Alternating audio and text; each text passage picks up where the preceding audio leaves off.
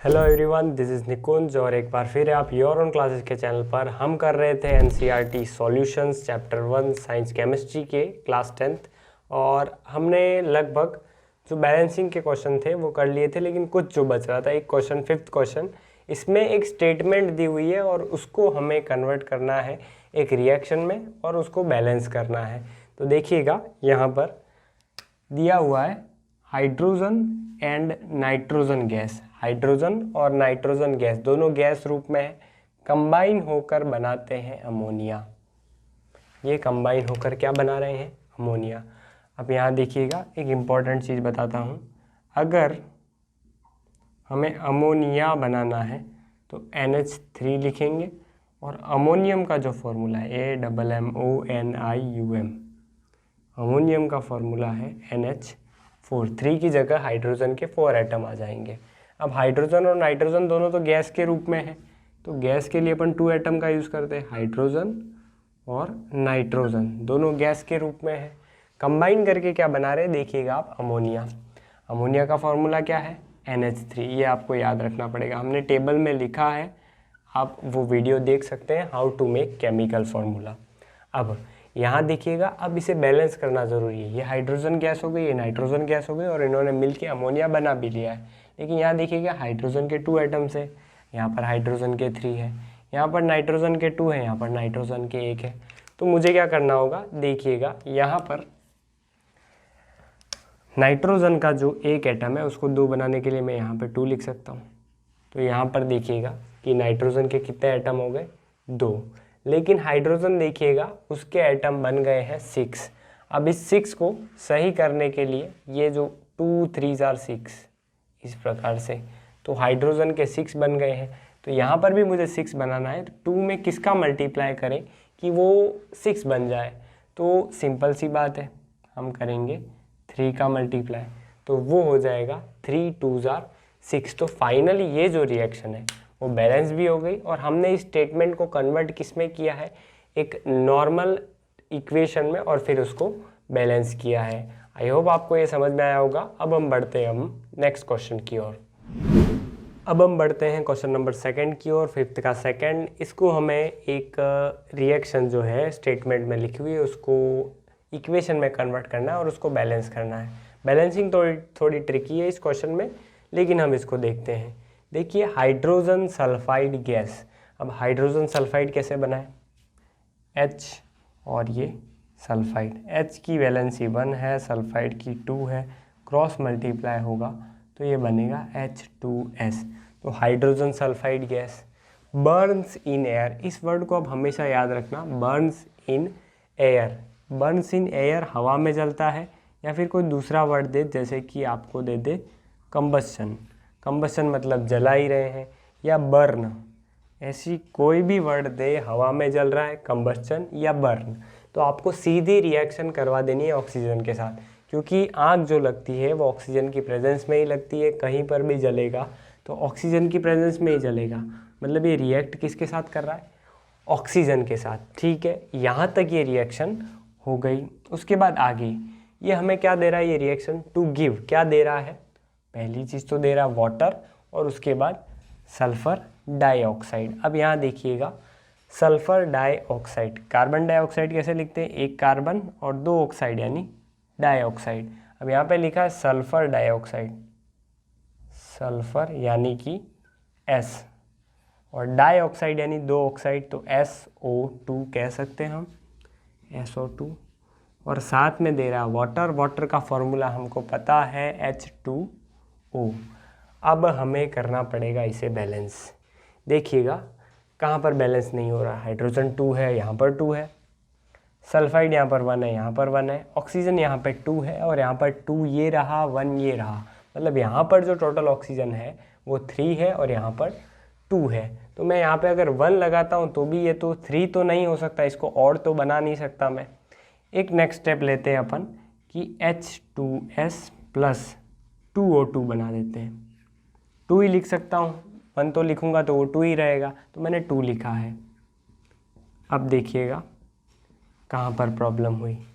अब H2S 2O2 oxygen हो गए यहाँ पर 4 और यहाँ पर हो गए हैं देखिएगा 2 और 1, यहाँ पर अभी भी 3 ही है। अगर मुझे इसको 4 बनाना है तो क्या करना होगा, देखिएगा यहाँ पर तो 2 है, और अगर मैं इसके आगे 2 लिख दूँ तो 2 + 2 हो गए 4, यानी यहाँ पर भी ऑक्सीजन कितने हो गए 4। ठीक है, ऑक्सीजन का यहाँ पर अभी सॉर्ट आउट है। लेकिन हाइड्रोजन देखिएगा, हाइड्रोजन यहाँ पर 2 2 जार 4, जैसे 2H2 लिखा हुआ है तो 2 2 जार 4H हो गए 4। ठीक है, ये मुझे पता चल रहा है। और यहाँ पर H2 ही है, इसको 4 बनाने के लिए मैं यहाँ पे आगे 2 का मल्टीप्लाई कर दूंगा, 2 × 2 4। ठीक है, ये मुझे समझ में आ गया।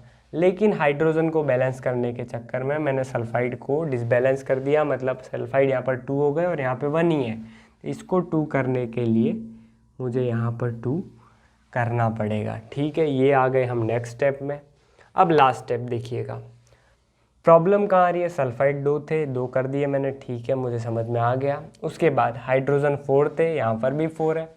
अब यहाँ पर देखिएगा ऑक्सीजन, ऑक्सीजन यहाँ पर 2 2 जार 4 और यहाँ पर 2, 4 और 2 हुए 6। ये तो 4 तो ये रहे प्लस 2 यहाँ पर है, तो 4 + 2 टोटल हुए 6। और यहाँ पर सिर्फ कितने हो रहे हैं, सिर्फ हो रहे हैं यहाँ पर 4। तो मुझे अगर इस ऑक्सीजन को 6 बनाना है तो क्या करना पड़ेगा कि ये जो 2 का मल्टीप्लाई किया है उसको कन्वर्ट करके 3 का मल्टीप्लाई कर देना होगा, तो जिससे कि ये जो रिएक्शन है वो बैलेंस हो जाएगी।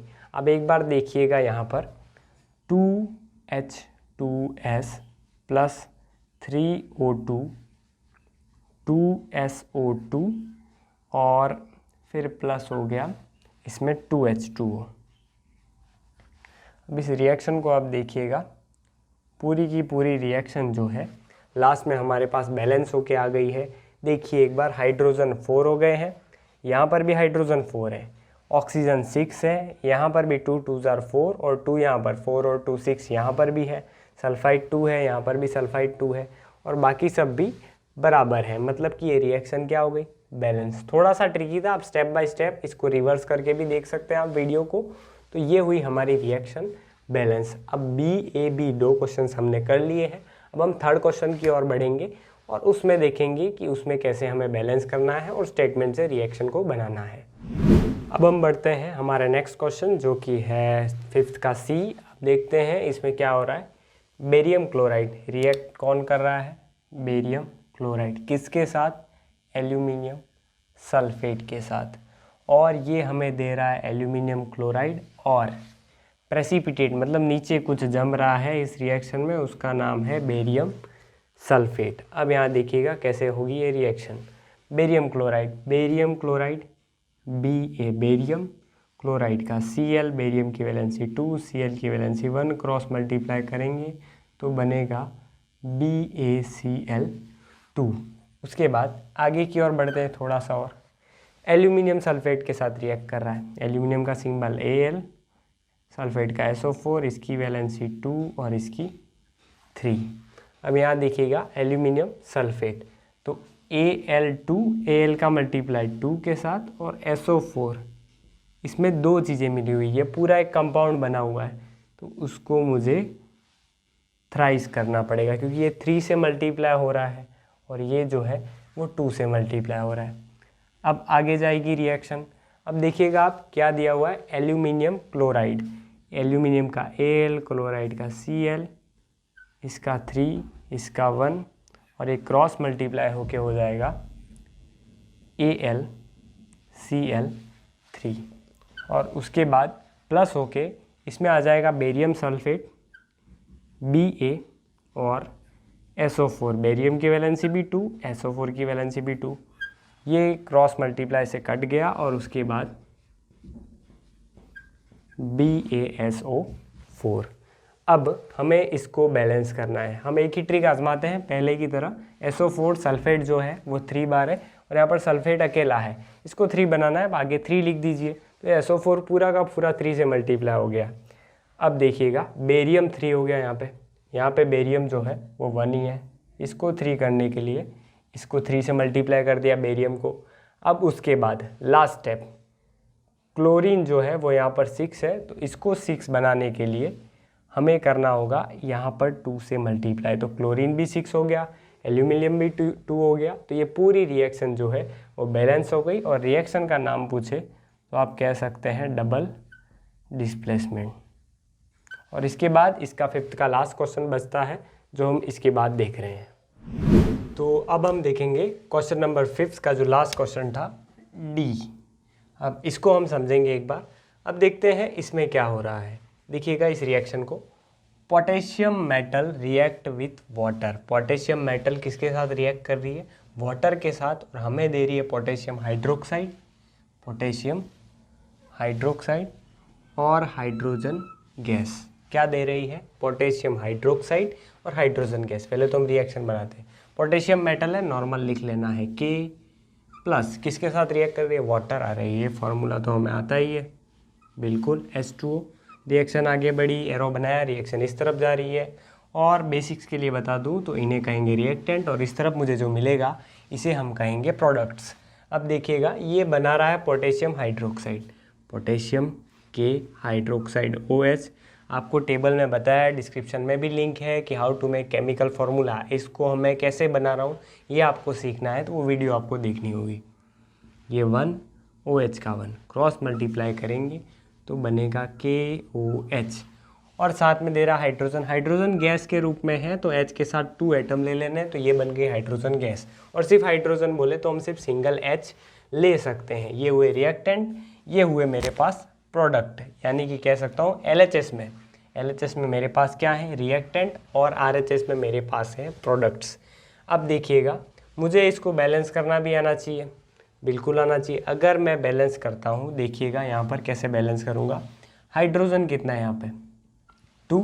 यहाँ पे गिनना 2 तो ये रहा, 1 ये रहा। तो हाइड्रोजन टोटल मेरे पास यहाँ पर है 3, सॉरी यहाँ पर है 3 और यहाँ पर है 2। अच्छा, अब मैं 3 है वहाँ बढ़ाऊँगा या 2 है वहाँ पे बढ़ाऊँगा? जहाँ कम है वही मुझे बढ़ाना पड़ेगा, ये कम तो कर नहीं सकता मैं।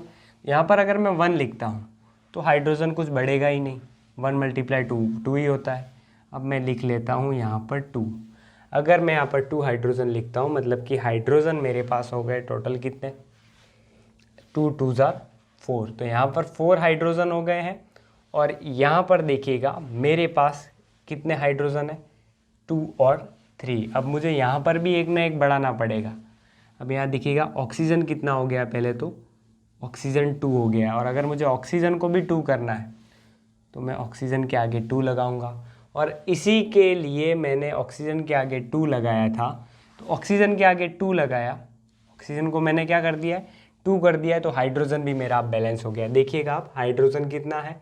2 2 और 2 4। और यहाँ पर भी 4, मतलब हाइड्रोजन यहाँ पर हो गया है 4, यहाँ पर भी हो गया है 4, ऑक्सीजन यहाँ हो गया है 2, यहाँ पर भी ऑक्सीजन हो गया है 2। अब मुझे बैलेंस किसी और चीज़ को करना है जो कि डिसबैलेंस हो गई है, जिसका नाम है पोटेशियम। देखिएगा पोटेशियम यहाँ पर 2 है, यहाँ पर 1 ही है। अरे ये तो बहुत ईजी है, इसके आगे लगा दूंगा मैं 2। तो ये हो गया बैलेंस। और ये हमने अपना 5th क्वेश्चन जो है वो कंप्लीट कर लिया है। अब हम इस लेसन के कुछ जो थ्योरेटिकल क्वेश्चन है उसको आगे देख लेंगे, जिसको हम नॉर्मली लिख सकते हैं। आपको PDF मिल जाएगी, अगर आप चाहते हैं तो आप हमें ईमेल कर सकते हैं हमारे ईमेल पर, जो लास्ट में आपको दिखेगा।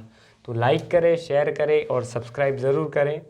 और अपना रिव्यू ज़रूर दें कि क्या हम चेंज ला सकते हैं, क्या आपको ये समझ में आ रहा है, क्या आपको और एनिमेशन की ज़रूरत है या नहीं है। ठीक है, अब आगे हम देखेंगे सेकेंड लेसन के बारे में।